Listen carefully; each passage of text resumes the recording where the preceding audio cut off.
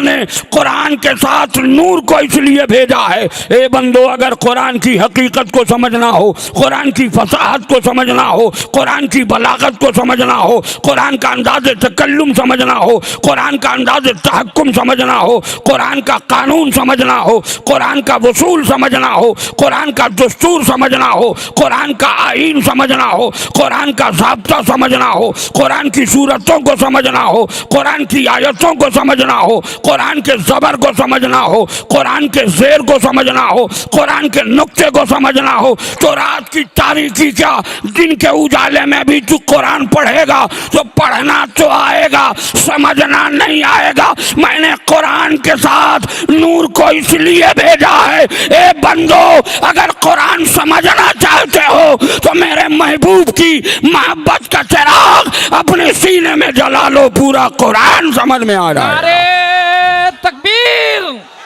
نعرے رسالت، خلیفہ حضور شیر بہار، خلیفہ حضور شیر بہار، نعرے تکبیر، نعرے رسالت، واہ واہ، سبحان اللہ سبحان اللہ۔ گویا قرآن اس وقت تک سمجھ میں نہیں آ سکتا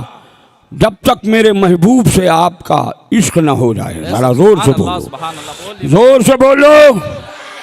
لیکن ایک نوجوانوں کی اٹھک بیٹھک ختم نہیں ہونے والی۔